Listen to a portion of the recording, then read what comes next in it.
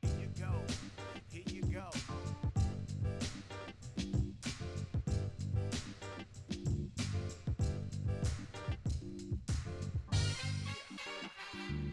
Autograph. I don't want your autograph. That's the MPS word of the day, as in CJ McCollum of the Portland Trailblazers, who announced via Twitter he will no longer be signing autographs because of the coronavirus. He told everyone to wash their hands, use hand sanitizer, cough into their sleeve, and by the way, I will not be signing autographs until further notice. I have heard more excuses from players in 2018, 20 years. This is it. We've got a podium excuse. He will not sign autographs because he's afraid he will get the coronavirus. CJ, bring your own pen. Take a minute after a game, sign a few autographs. Sometimes they come in the mail. You could still do it. Autograph. CJ. Breaking news here on Nothing Personal and CBS Sports HQ. We are going to go live to the press conference where the Knicks have named Leon Rose as their team president. 4, going live. 3, 2, 1.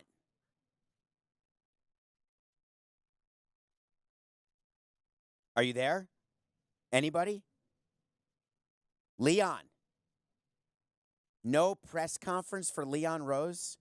Jim Dolan, the owner of the Knicks, would not let Leon Rose do an introductory press conference naming him the new president of the team? We had space reserved to go live as breaking news. And for whatever reason, the Knicks are in such good shape as an organization that they felt there was no need for a press conference when they're naming the top basketball executive. They've moved on from Steve Mills. They've moved on from Mike Woodson. They've moved on from David Fizdale. Now they've got Leon Rose. Do you know what he looks like? Have you Googled him?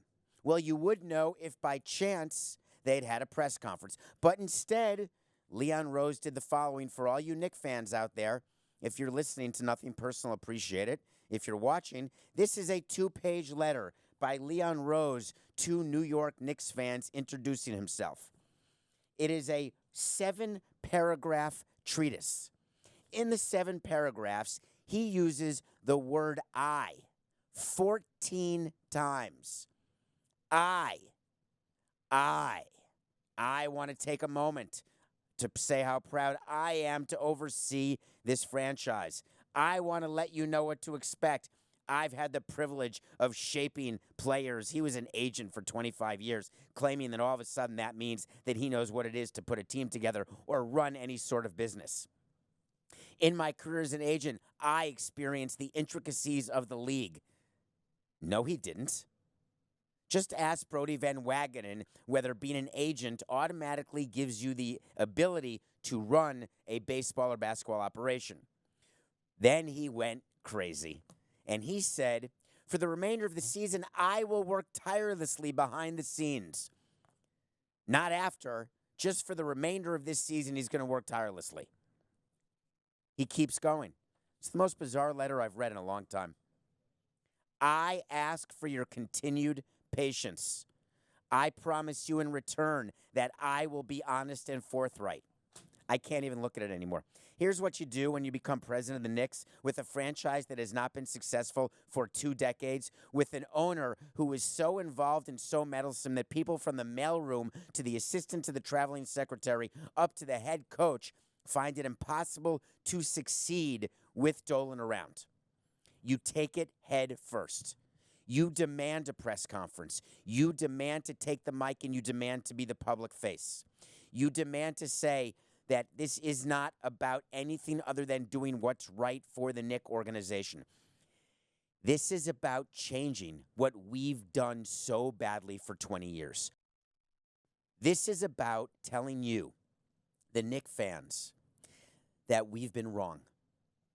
As an owner, this is Jim Dolan talking. As an owner, I have let my personal feelings and emotions get in the way. That has stopped us from winning games. I have made a lot of hires in my career as owner, and they haven't all worked out. This one's different. We are bringing in Leon Rose, and I'm giving him the power to actually run this team.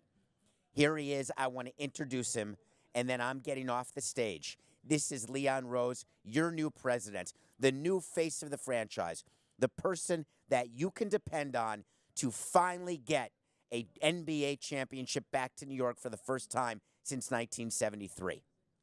Now, that would have been a press conference. That would have been breaking news on CBS Sports HQ. Instead, it's a dud of a letter to fans. Did it go to season ticket holders? Did it go to general fans, non-revenue producing fans? Anyway, guess how it ended. I look forward to seeing you at the Garden. I'd like to bet you $1, and here's my dollar bet. There's zero chance you'll see Leon Rose at the Garden because you won't be able to get anywhere near Leon Rose. And if you were to get near Leon Rose, there'd be security. And that's the only way you'd actually know who Leon Rose is because he'd be surrounded by security guards. This marriage between Leon Rose and Jim Dolan is guaranteed to fail because they did not set up the rules in advance.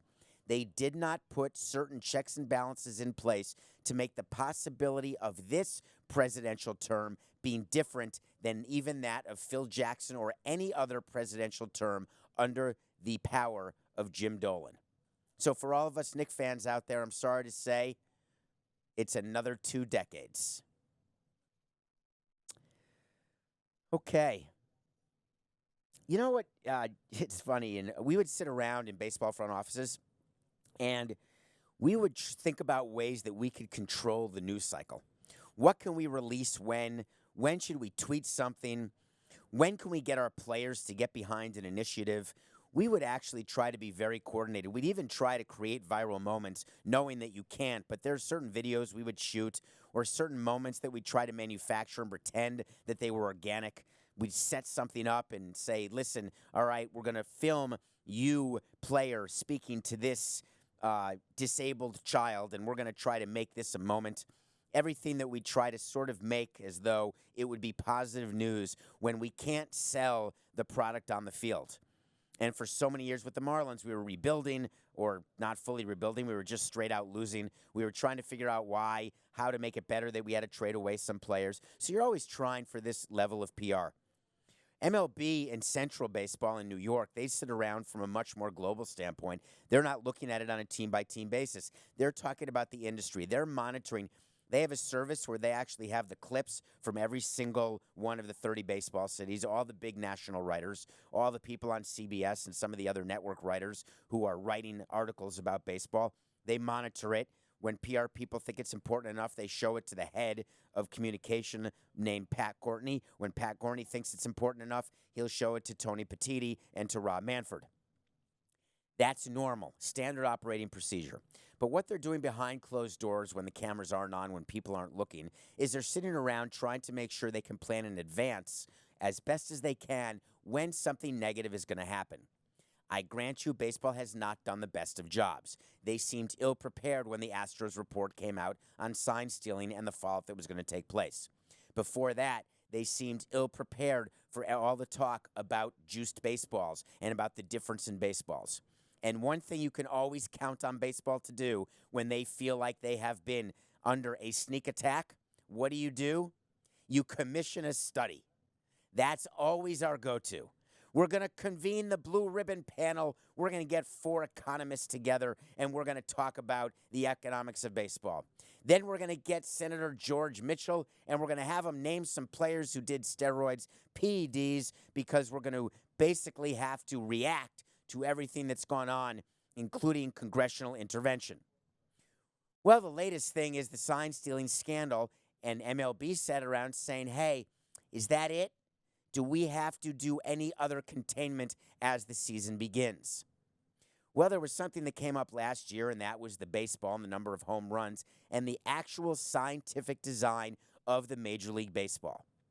There were players who were coming out and saying the balls last year were different, and that's why home runs were being hit. That's why the ball was traveling so well. It had something to do with the seams of the baseball. So, of course, Major League Baseball commissioned a study. And, of course, the study, which is totally done with the left hand and the right hand of the same body, said, hey, there's no change other than the normal standard deviation amongst people who hand sew baseballs, but it's all within the standard of a Major League Baseball. There's nothing to see here.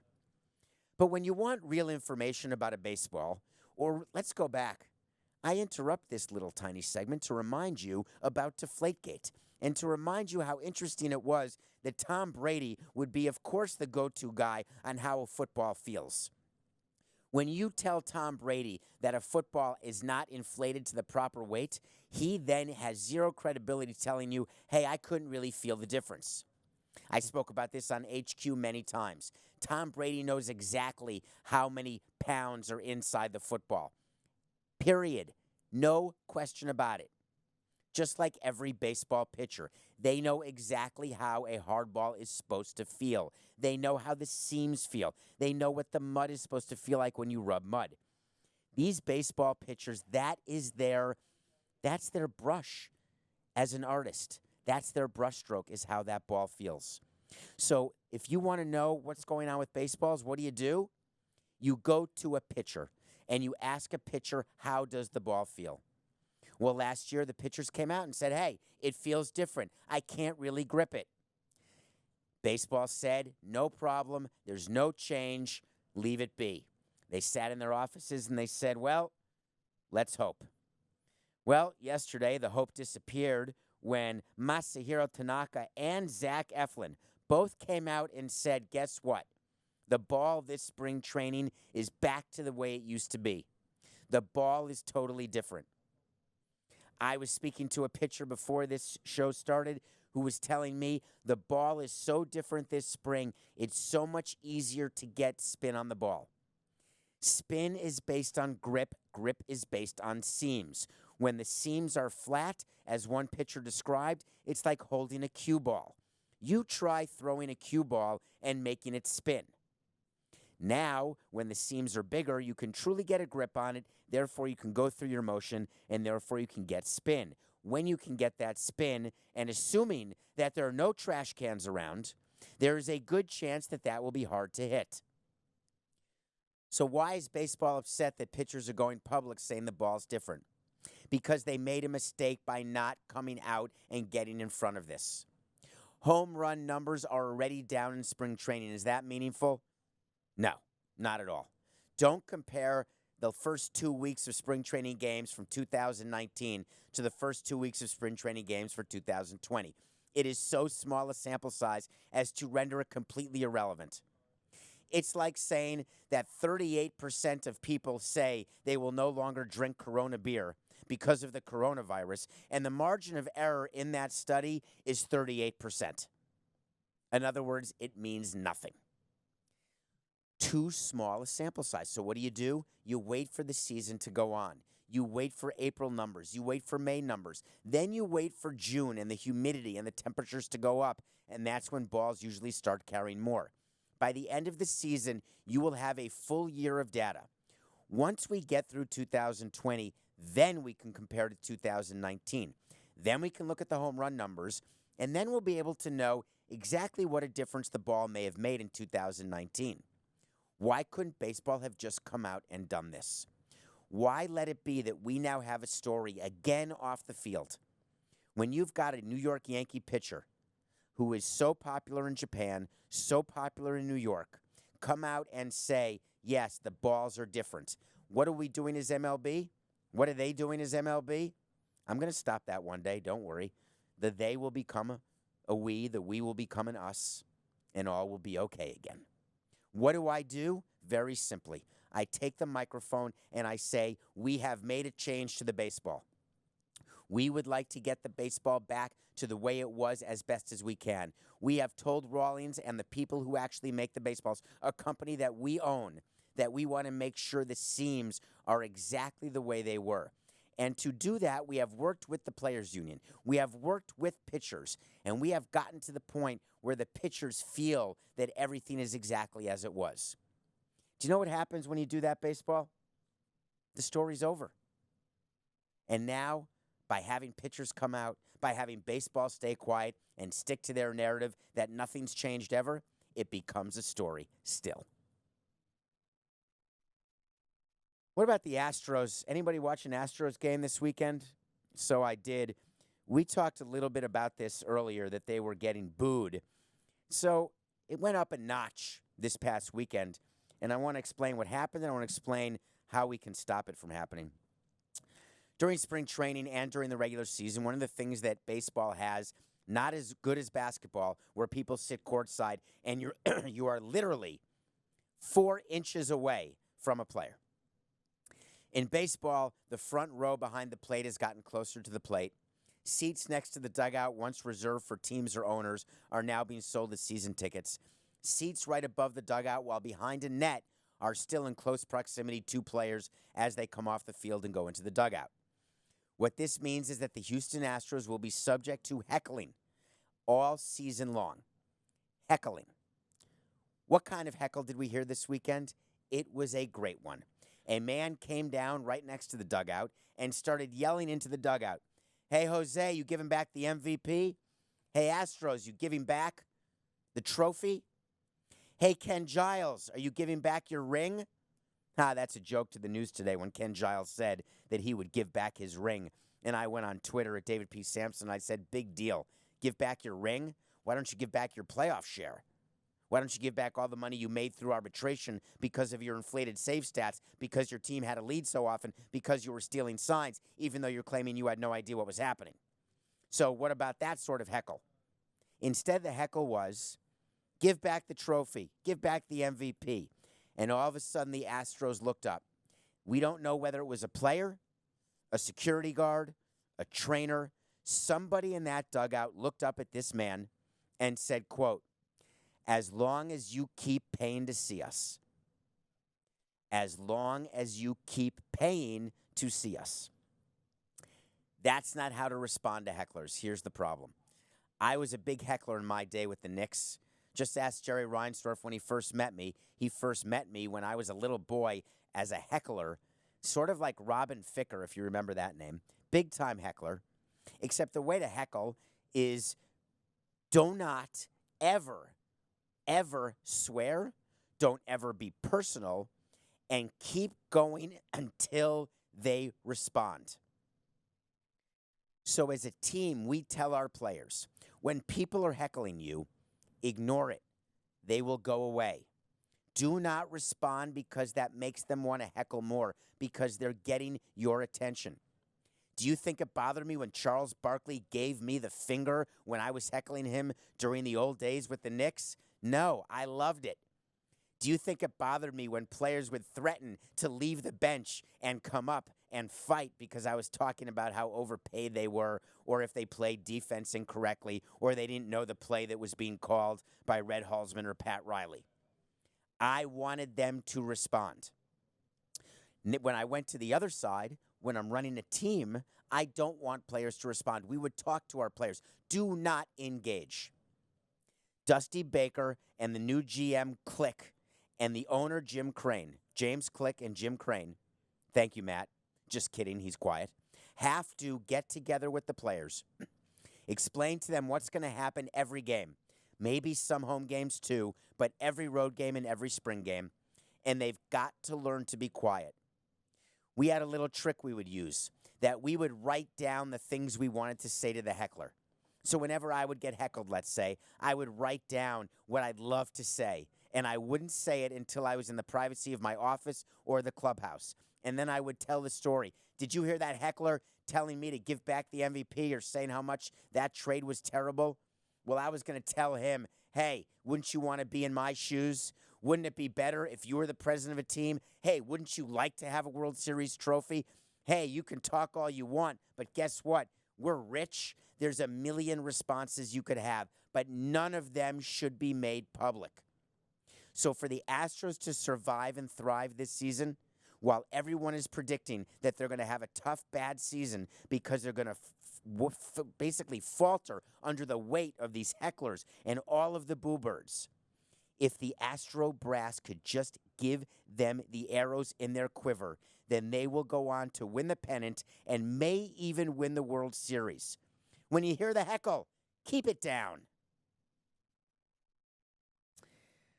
So you want to talk to Samson, do ya? That's okay. I want to talk too. I appreciate that when you follow me on Twitter and when you give me great topics.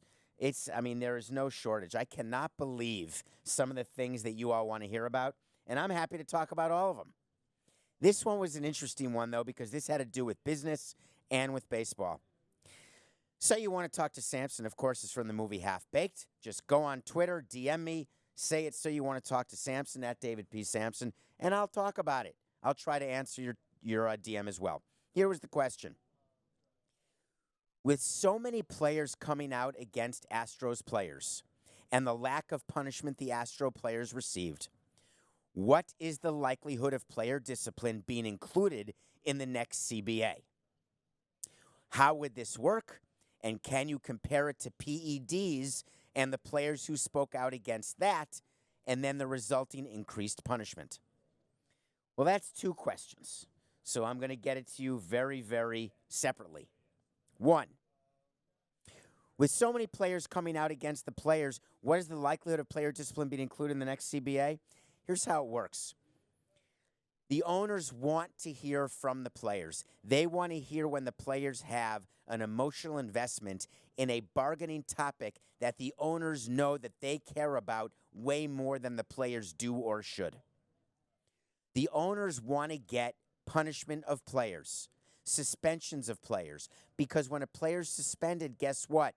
They don't get paid. So if a player's going to violate a rule, if a player's going to be caught cheating, if a player's going to get punished in any way, they want to make sure that there are levels of punishment that come with whatever the associated rule that's being violated is. So, for example, we know if you take steroids, you're out, boom, 80 games. You get caught twice, boom, you're out a year, 162 games.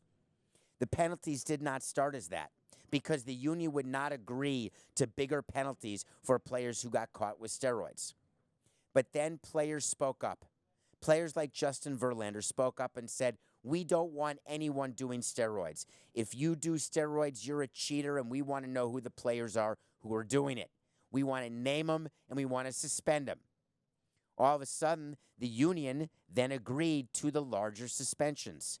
That was music to owners' ears. It's the same thing now with sign stealing and the technology that's being used to help players cheat. MLB is getting crushed, absolutely hammered. It's the worst PR in decades, all because they didn't get to punish players. If now players are coming out and saying, we agree that the Astros should have been punished, the players should have been punished, the first thing the owners are doing, and that MLB, the commissioner and the negotiators, they're calling the players' union and saying, listen to your entire electorate. All members of your union want the same thing we do. This shouldn't even be a fight. We have to come out with a new policy right now before the season starts about technology and punishing players who violate now that everything's come out with what the Astros did. Now that the Red Sox is going to be announced this week or next week, we then have to come out with strong punishments. And guess what? The owners didn't have to give one thing up in the negotiation. It wasn't a trade at all because the players were so silly to have given information to the owners as they're entering a negotiation about things that matter to them. If you are a player and you've got something that you want in a collective bargaining agreement and you've got something that you're willing to give, don't tell the owners you're willing to give it. Get something in return. If you want players to be punished, say out loud publicly, we do not want players to be punished.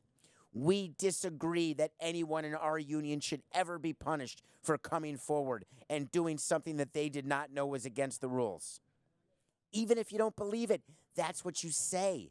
You position yourself because then at the negotiating table, the owners will have to say, hey, we're getting tremendous pressure to punish players. We want to negotiate the right to punish players. We are willing to give you blank for you to let us punish you.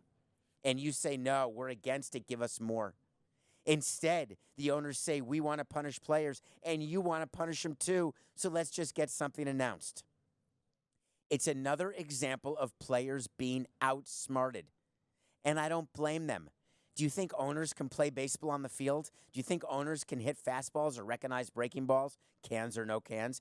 Do you think they can pitch, hit, field? No, none of them can. None of them. Even the former players who are owners can no longer do the things that the current players can do because they're old. Just like you, the players, you can't do what owners do. You just don't have that capacity. I'm not saying you're not smart. I'm not saying you're not intelligent. I'm not saying that you have no ability to ever run a business. What I'm saying is you are not trained or well-versed in what it is to be an owner and to be in a collective bargaining situation. You've seen it time and time again when former players become executives. How does it work out? How does it work out? Take a look around. Not so well. So my advice to the players is zip it. Don't give away your position. It's like being in the middle of an argument with someone and you give away the fact that you don't actually care about the position you're taking. Guess what happens? The argument ends and you lose. Thank you. So you want to talk to Samson. Okay, so I gave in. I was obviously going to see Frozen 2. I watch a movie, you know that, one a day, movie or TV show. I wanted to see Frozen 2 this weekend, so I did. I sat down to watch it. I had very low expectations because I'm an anti-sequel guy.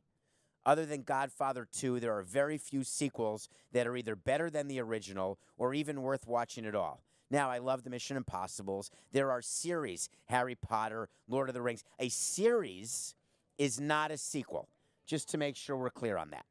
So I watched Frozen 2, mostly because the star of Frozen 2 is Josh Gad, a good friend of Miami, a good friend of the Marlins, of the Heat, of the Dolphins, a local product who has made it quite big in Hollywood, unbelievably talented, gives back to his community, cares about the country, cares about the environment. He actually is one of the good guys. Had an opportunity to spend time with him at an all-star game, and we had our share of fun, but also got to know exactly what is inside him, what makes him such a good person. His talent, endless. He started Book of Mormon. Remember, if you've seen Book of Mormon with Josh Gad, you're lucky on Broadway. You've seen him in movies, including The Internship. You've seen him in places where you may not remember you saw him. The movie 21. This guy is a legitimate big-time movie star. So, the voice of Olaf is Josh Gad. Olaf is the comedy relief. Olaf is basically the character that makes you laugh. He makes you cry. And he, in the original Frozen, that was the emotional pull, believe it or not, was Olaf. So I go into Frozen 2. I have no idea why you're laughing, Quinn. I'm in the middle of the review. Quinn, you know Quinn works with us. She's staring at me and laughing. I'm not even at the funny part of the review yet. So Frozen 2, Kristen Bell, thank you so much, Coca. There's a funny part. It's not that there's a funny part, Coca, but there's a part where I'm going to say you should either watch it or not watch it. And you know with Josh Gad in it, I went in it wanting to like it. And Idina Menzel reprises her role, as does Kristen Bell. You've got Elsa. You've got Anna. They did it. It's Anna, tomato, tomato. Uma, Oprah, Uma. Any case, Frozen 2. The songs, original, unbelievable. They're as good or better than Frozen 1. The character development, you actually watch these sisters and their relationship develop in a way that you did not think possible. Disney has outdone itself. The character of Olaf turns into this sort of extraordinarily moralistic character who gives us the most important message of the whole movie. Spoiler alert, his message is, hey, it's all going to be okay. And right now in this country, as we worry about the coronavirus, as we worry about the economy, as we worry about the presidential election, as the polarizing views of so many are on display, having someone like Josh Gad through a character who's a snowman who can be ripped apart and put together again like Humpty Dumpty, having him say, you know what, It's all going to work out. It's all going to make sense. That's a positive. Frozen 2 is a sequel that is a must-see. And it's not even with your kids that you have to see it. It's just as much for adults as it is for kids. Of course, if you have kids, you're going to see it multiple times. Frozen 2, good job, guys. Coca, you're funny. You really are. What exactly was wrong with that review in your mind? I want to tell our listeners. By the way, thank you for downloading. Thank you for rating, reviewing. I appreciate it very much. We continue to grow. We're going to have a pod that drops, a bonus pod at the end of this week where I'll be answering your questions. If you have other questions, you can rate me on Apple 5-star. By the way, Coca, when I'm doing this plug, you're supposed to be in my ear telling me what you didn't like about the review. So when I'm done with the plug, I can then go ahead. Oh, my God. Okay. Coca, he's learning, right? I told you before when we did our segment on the producer, he's learning. He just told me what he didn't like about that review is that he didn't think that I was cool enough. It's ridiculous. Mookie Betts, what do you do when you go to work your first day?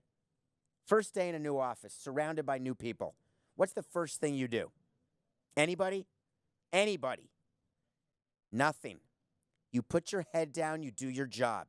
You put your thermos in the refrigerator. You hope to God no one calls out your name. You get your ID from Human Resources, and you do your job.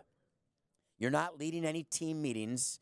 You're not changing the way of the business world, the way that your company has operated. You're simply trying to fit in. Well, Mookie Betts did not get that memo. Mookie Betts is a new member of the Los Angeles Dodgers. And for whatever reason, and it's a reason I can't for the life of me figure out, Mookie Betts in the first week of spring training. Just picture management walking in like a new person walks into CBS Sports HQ. Hasn't worked here at all. Walks in, no one knows him. Goes to all the people who work to put shows on, who do the CBS Sports HQ, all the local shows, the national shows, everything that goes on. Walks in day one, sits down with everyone and says, guess what? Everything you've done sucks. We're changing everything, and if we don't triple our numbers in a way that you can't control, but if we don't attain that, then you are all going to lose your jobs and we're going to be failures. How would you respond to that as a worker? Would you say, wow, I'm so scared. Wow, this guy's a natural-born leader. Wow, I love this new management here at HQ. No. You want someone to come in and start taking notes, to start meeting with people, understanding how things work before making changes, figuring out what works, what doesn't work, figure out the internal politics, who they can rely on to give proper information, who the leaders are, and then working with those leaders to figure out, A, if you want them to still be your leaders, and then B, what those leaders can do to help you accomplish what you want to accomplish. It's the same thing in a major league clubhouse. It's the same thing in a major league team. Mookie Betts get traded to the Dodgers, who have won 7 straight divisions in the National League West, who have been to the World Series 2 out of the last 3 years, who admittedly have not won a ring since 1988. But as Mookie Betts knows as a world champion with the Red Sox, getting to the playoffs is the hard part. Winning the World Series, there is a huge amount of luck that's involved. So Mookie Betts sits down. He sits down with his team, and he goes public and says, you know what? If we do not win the World Series, we are a failure. The only thing that you should be focused on is playing every ground ball, every at-bat, every moment like it's Game 7 of the World Series. Mookie knows better. You can't have a baseball season of 162 games and play every at-bat in every game like it's Game 7 of the World Series. If you want your manager to be fired, the surefire way to fire your manager is a manager who manages every game like it's Game 7 of the World Series. You want a player to get burnt out or to get injured, you play every game like it's Game 7 of the World Series. I'm not saying you don't hustle. I'm not saying you don't work hard and keep yourself in shape. There is a big difference between coming to work every day during the course of a long baseball season, being prepared mentally and physically to do your job. There is a big difference between that and the mentality of a Game 7 of the World Series. So Mookie Betts has this player meeting, and existing Dodgers like Justin Turner go public and say, oh my God, what a talk, what a leader. I love this guy. You know what they were thinking in real life? They were looking at Mookie Betts and they were saying, really? Really? You're going to walk in here? You're about to have a report about your team, the Boston Red Sox. Whatever comes out doesn't matter to me that your name's not implicated. We know you guys were stealing signs. We know very well that we may have lost a World Series in 17 because the Astros were cheating. You think that we don't know the importance of wanting to win a World Series in a market like L.A., where the only thing anyone remembers is Kirk Gibson rounding the bases, pumping his fists with his home run off Dennis Eckersley? You think we need you, Mookie, to remind us the situation we're in? You think Dave Roberts doesn't realize that for his job, he needs to win a World Series? Or Clayton Kershaw needs help remembering the fact that he's got to change his postseason narrative? Publicly, they're on the right page. Publicly, they supported Mookie and said, what a great leader. So happy to have him. He's there for a year, boys. 1 year. Because your GM, Andrew Friedman, doesn't sign guys for more than $55 million in free agency. So you think that Mookie's re-signing with you for $350 large? He's there for a year. Why does he want to win a World Series? Because he wants to break Bryce Harper and Mike Trout's record. He wants to be the highest paid free agent of all time and knows that if he's on a World Series winning team yet again, 2 titles plus an MVP prior to free agency, he will get paid. You think I'm being cynical? No. You want cynicism? Let's talk about Tony Romo. All right, everyone at CBS, be calm. We're talking about him. $17 million. It leaked that Tony Romo, by the way, Matt Coca just resigned.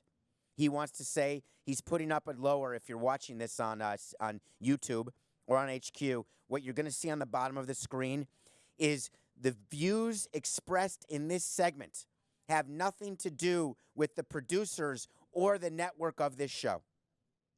Coca's making sure that he in no way gets implicated. So for the record, Coca said, do not talk about Tony Romo and CBS. But this is nothing personal with David Samson, and I promised you, the audience, that I would talk about stories that are relevant, that you're talking about. Who's not talking about Tony Romo? Everybody, players, analysts in every sport are talking about the new deal he signed. First, let's give you the stats. $17 million a year for 3 years. That's the rumor. 51 over 3. Wait a minute. We heard it was a multi-year deal. We heard it was for more than $100. Well, we also heard that CBS's deal to cover the NFL runs out. And if CBS does not renew its agreement with the NFL, then they're not going to pay Tony Romo. But if they do renew with the NFL, then Tony Romo's deal gets extended by 7 years at that $17 million.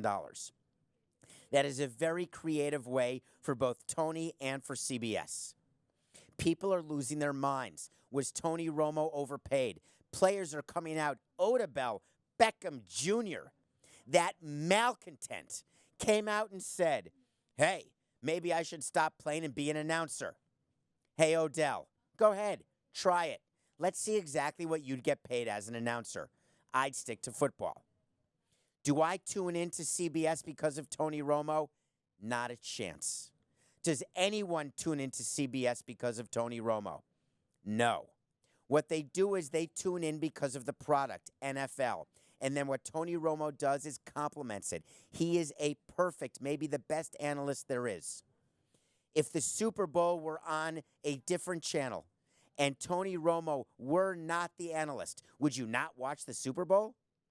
Here's another question. CBS has the Super Bowl this coming year. Would you not watch the Super Bowl if they had not re-signed Tony Romo? Of course not.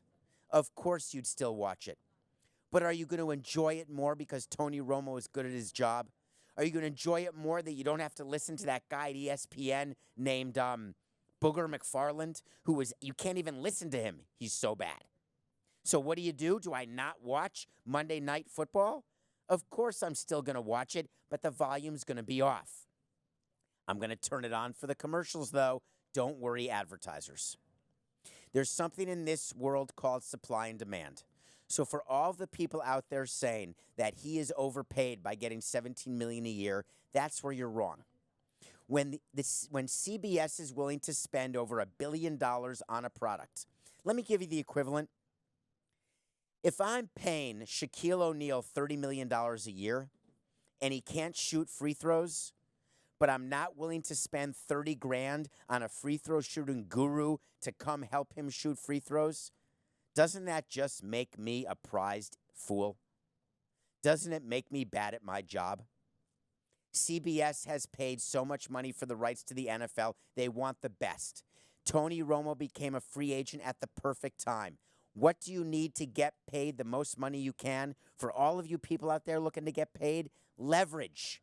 Tony Romo had leverage because there was another network who desperately wanted him. And as part of his contract, there was a right to match, and there was a right to even stop him from negotiating with anyone if he resigned prior to March 1st. Brilliant provisions by Tony. Not so brilliant by CBS. That said, is CBS unhappy? The only thing they're unhappy about is what will happen now to other analysts who come out and say, hey, my name's Peyton Manning. I've never called a game in my life, but I'm not taking under $17 million. Really? Then keep doing your commercials. Just because you're an analyst doesn't mean you're good, and just because you're good doesn't mean that you can't be replaced. Don't ever suffer from the irreplaceable man syndrome. Tony Romo was in the right place at the right time, and maybe one day you will be too. Just not this day. Congrats to CBS. Congrats to Tony Romo. Coco, we're back. Pick of the day. God, do I suck. It's embarrassing. Did the Nuggets beat the Clippers on Friday night? I think they did. I think the Nuggets won by 30. That was a great pick by me. I'm just kidding. The Clippers won by 30. I'm 5 games under. I'm really 4 games under. Well, the Heat are one of the best home teams in basketball, and there's a game I'm watching. You have to watch the Bucks as they go for the best record in history. They're probably one of the top 10 teams of all time, but they're favored by 4 over the Heat at home. The Heat, one of the best home teams, fighting for first-round home court advantage, and they're getting points? Yeah, they are, and I'm giving them. And the reason I'm giving them is that the Bucks are just so far better than the Heat. It's not even close. It literally is not close. I thought this line would have been 8.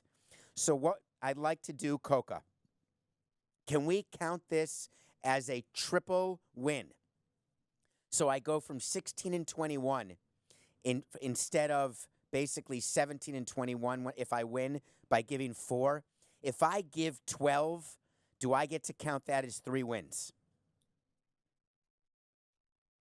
So Coca just said I have to correctly predict the score to get 3 wins. That's ridiculous. I want to change the line from 4 to 12. I'll make you a deal, Coca.